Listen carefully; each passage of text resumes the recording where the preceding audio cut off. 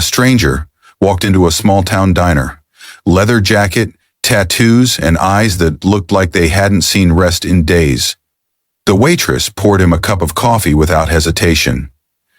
The next day, over 200 motorcycles rolled into town and filled every street. Who were they? And what made them show up for one ordinary woman?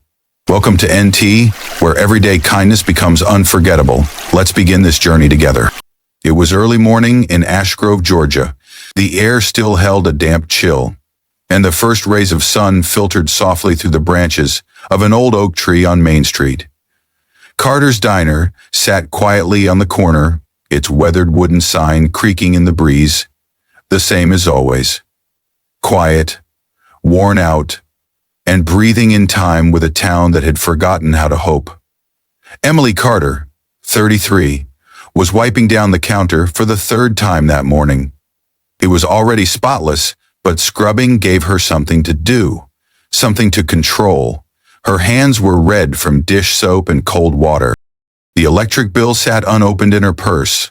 The red "Final Notice" stamp had bled through the envelope like a wound that wouldn't heal. She looked up at the ceiling. The old fan above spun lazily, doing nothing to stir the air. Outside, the street was still asleep. Since the lumber mill shut down, Ash Grove felt like it had aged 30 years overnight. 3 shops had already closed their doors for good. Emily quietly wondered if Carter's Diner would be next. She hadn't planned on running a diner. Emily used to be a skilled nurse in Atlanta, had her own place, her own life. But then her father, Frank Carter, a retired Marine who served in Vietnam, had a massive stroke. The same man who once carried wounded soldiers through shellfire was now silent and still, able to communicate only through his eyes. So she came home. She remembered sitting behind the counter as a little girl, listening to her dad tell stories about the guys.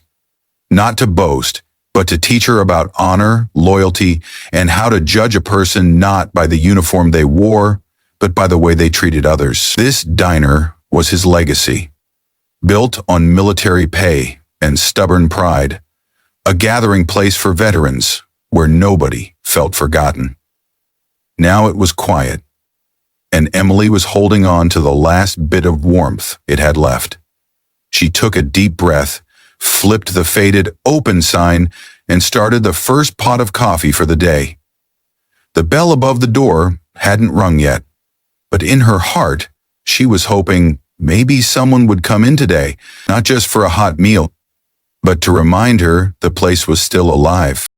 And then, the bell rang, that little jingle, the one that used to make her smile as a kid when someone called out, "Mornin', Frank," sounded different today. Heavy, like it carried something with it. A man stepped inside, and it felt like time itself hit pause. He was tall, broad shoulders like the front of a pickup truck, worn leather jacket, heavy boots thudding against the wooden floor with each step. A long gray beard spilled onto his collar, and his weathered face looked like it had been carved by wind and distance, like he'd ridden across half the country without stopping. But it wasn't his size that made the diner fall silent. It was the patch across his back, Hell's Angels, a white skull with dark wings, in Ash Grove, a conservative little town that didn't much like outsiders. That patch didn't just mean biker, it meant trouble.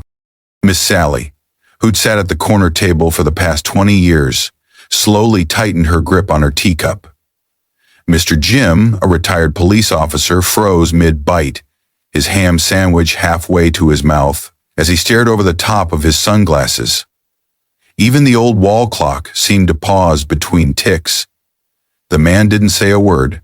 He just walked quietly to the far end of the counter, the seat no one ever took, a seat you chose when you were used to not being wanted. Emily kept her usual smile, steady even if her heartbeat wasn't. There was something about his eyes, pale blue, tinged red with exhaustion, and just for a second she saw it, a grief so thick it nearly stole the breath from her lungs, a kind of pain that no leather jacket or tattoos could ever cover. "Thanks for coming into Carter's," she said, placing a worn plastic menu in front of him. "Today's special is roast beef with mashed potatoes. I made it fresh this morning." The man looked up. His voice was gravelly but soft. "Coffee, black as it gets, and whatever's fastest. I'm headed to Riverside Medical. My daughter." He trailed off. The words caught somewhere in his throat. His hand trembled slightly as he accepted the cup Emily poured. It was a massive hand, the kind that could snap a man's wrist without much effort. Yet just then, it looked fragile. Beneath the edge of his leather sleeve, Emily spotted it. A hospital wristband, worn faint but still readable. "Jesse Dawson." She didn't ask. She just filled his cup a little more, then gently asked, "You got a long way left to go?" He nodded, staring into the steam of his coffee. "Drove in from Tennessee. She's starting a new treatment, stage 4. Doc says it's the last shot we've got." Silence fell again. Not awkward, not tense, just heavy. In that moment, there wasn't a biker at her counter. There wasn't a Hell's Angels patch or a town full of judgment. There was just a father. A tired, desperate father. Emily gave a soft nod. "I'll get you eggs and toast. Fastest thing I've got. 6 minutes tops." He nodded back, just slightly. And in that moment, his shoulders eased a little. Maybe it was the food, maybe the quiet kindness, maybe just the simple fact that she hadn't asked him to explain himself. As Emily turned toward the kitchen, she could feel the weight of eyes behind her. The regulars were whispering, watching, judging. Jenny, the teenage waitress, suddenly found it very important to reorganize every ketchup bottle at the far end of the diner. Emily took a slow breath. In the back of her mind, she could almost hear her father's voice. "You know, honor doesn't come from a uniform. It comes from how a person treats the ones they think they don't need to impress." The bell above the door jingled again. This time, no one smiled. It wasn't a regular. And it sure wasn't someone just passing through. Deputy Rick Briggs and Deputy Cole Turner stepped inside, both in crisp, light-colored uniforms, polished boots, and duty belts shining. They were familiar faces in Ash Grove, known for their Monday morning breakfasts at the diner. But today there was no warmth in their eyes. Briggs arched a brow the moment he spotted the leather jacket at the far end of the counter. His hand tapped rhythmically on his thigh, a habit folks around here knew meant he was sizing someone up. Well, Briggs said, loud enough for everyone to hear. "Haven't seen one of your kind around Ash Grove in a while." Turner didn't speak, just moved to block the other end of the counter, flanking the man without a word. Emily stepped out from the kitchen, still holding a plate of eggs and toast. She set the plate in front of Ray with a soft smile, like nothing was happening, even though her stomach was twisting. "Need anything else?" she asked gently. Ray shook his head, voice low. "No. Thanks, Emily." Briggs crossed his arms, his tone dripping with mock concern. "You checked this guy's ID yet, sweetheart?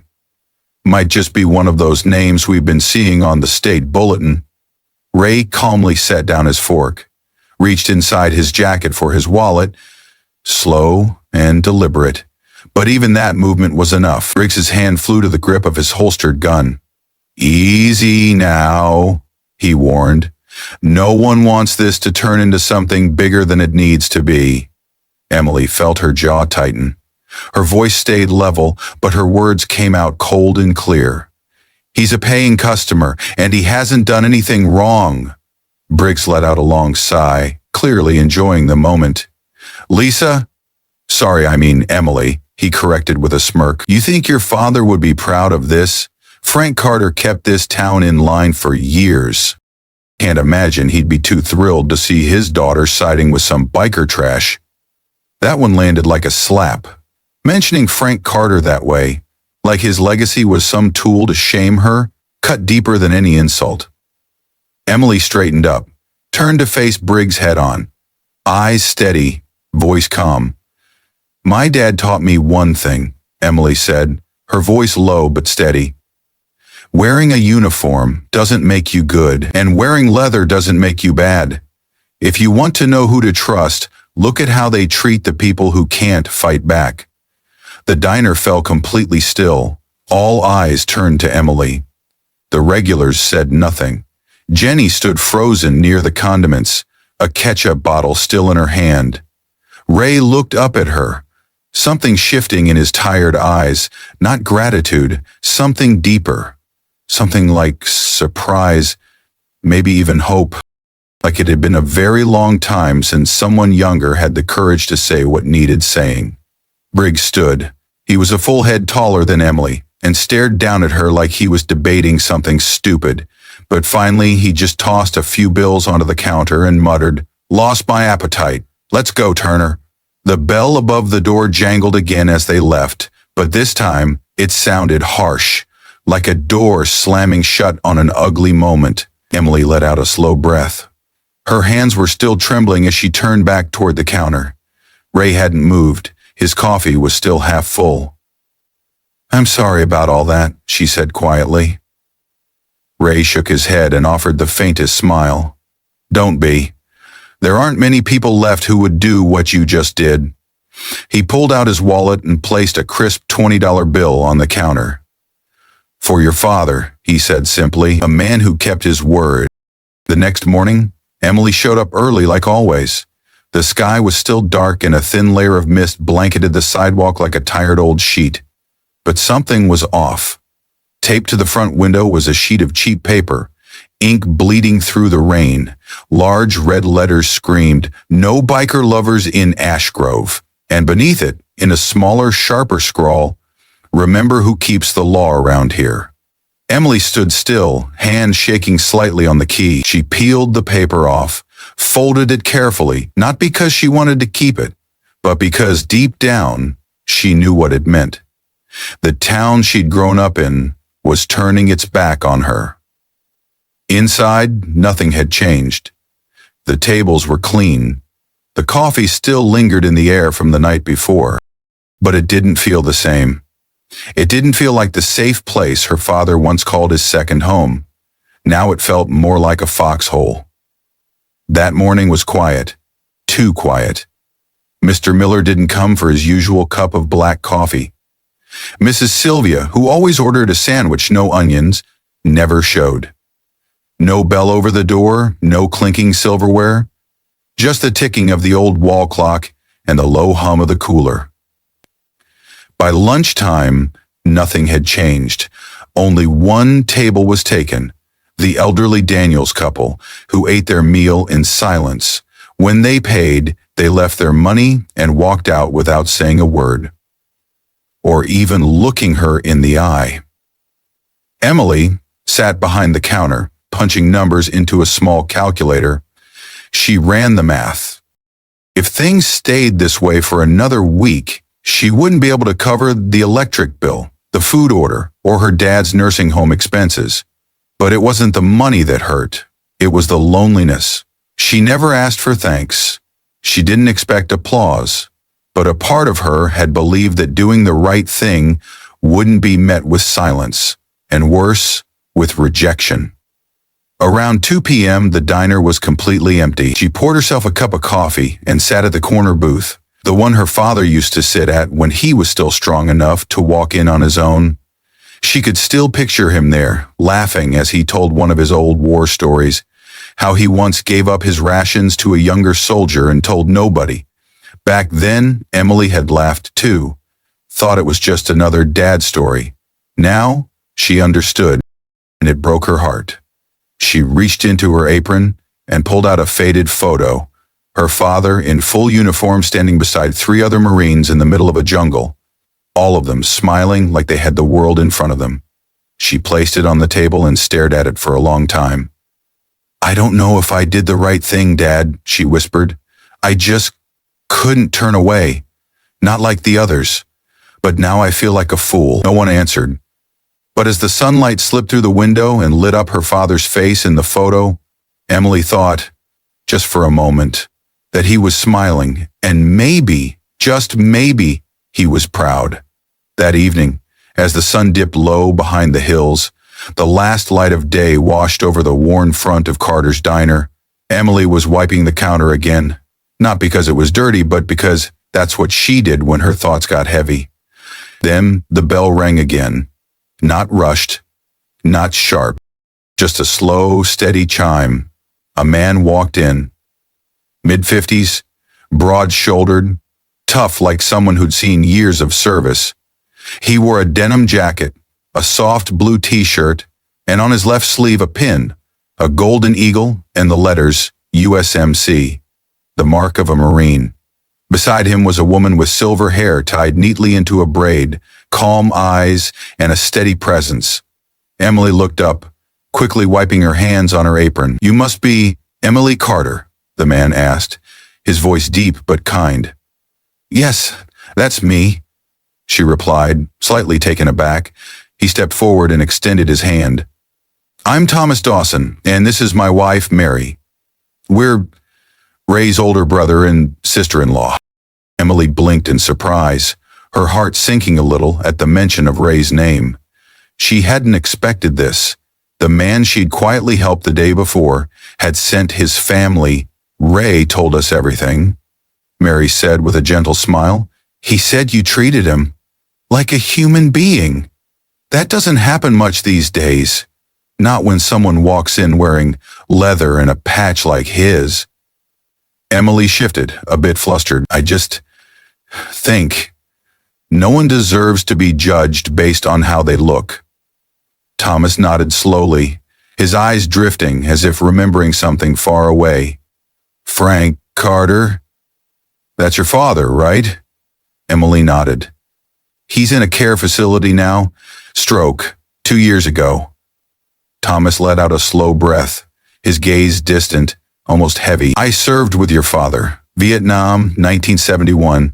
We got separated in the jungles of Quang Tri after an ambush. The unit nearly fell apart. Our CO was down. Communications were gone. Frank was the one who got us out. Every last one of us." Emily stood frozen. She'd always known her father was a Marine. She knew there were medals. But he'd never told the stories, never bragged, never claimed to be a hero. Ray was the youngest in the unit, and Frank was the last man out. He refused to leave anyone behind. Thomas met her eyes. "If your father were healthy today, I believe he'd have been the first to stand between Ray and those deputies." Emily felt a lump rise in her throat. Those bedtime stories, those quiet lessons she'd heard while sitting beside him at the counter as a little girl, they were coming alive, and they meant more now than ever. "We owe your father a debt," Thomas said quietly. "And yesterday when Ray called and told us a young woman, Frank Carter's daughter, stood up for him like a fellow Marine, I knew we had to come." Mary gently took Emily's hand.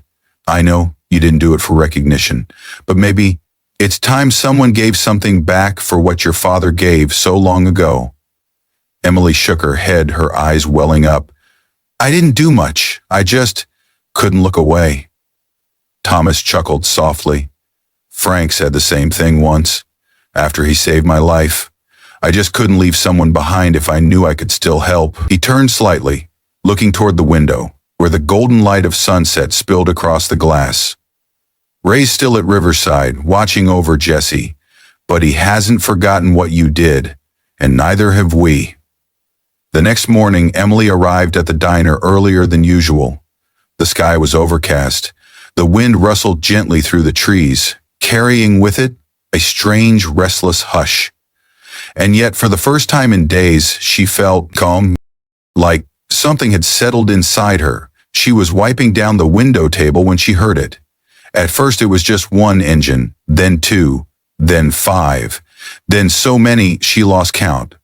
The sound rolled in like thunder, deep, low, growing louder by the second. From the far end of Main Street, from behind the courthouse, from both ends of Ash Grove, they came. Not a few motorcycles, not a dozen, hundreds. The pavement rumbled with the weight of the machines. Tires hissed, pipes growled, and the air itself seemed to vibrate with every heartbeat of chrome and steel. People peeked out of windows, doors creaked open. Someone dropped their morning paper on the porch. Emily ran to the door, her breath caught in her chest. More than 200 motorcycles. Black, chrome, custom. Some carried American flags. Others bore POW/MIA banners. Patches read U.S. Veterans, Semper Fi, Airborne Brotherhood. They filled the entire street in front of Carter's Diner. Some parked on the sidewalk. Others pulled into the empty lot next door.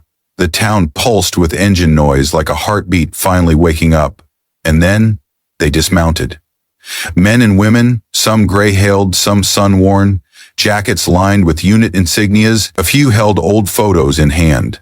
Others wore packs with the names of fallen comrades etched in patches. They were all veterans. The man in front stood tall, white beard down to his chest, piercing blue eyes like steel that had seen fire. He stepped forward, hand outstretched. "You Emily Carter?" Emily nodded slowly, voice caught in her throat. "I'm Marcus Shaw, president of the Riverside Veterans Chapter. Frank Carter saved my life in '71. Today, I came to say thank you." He glanced around the diner, then smiled. "Hope you don't mind if a few of us grab some lunch." Emily let out a soft, emotional laugh. "Well, if I had enough food for 200 people, I guess I wouldn't mind." Mary Thomas Dawson's wife stepped forward, handing Emily a receipt. "Already taken care of," she said with a warm smile. "A supply truck will be here in about 20 minutes. I made the call for you. Don't worry about the cost. The chapter covered it."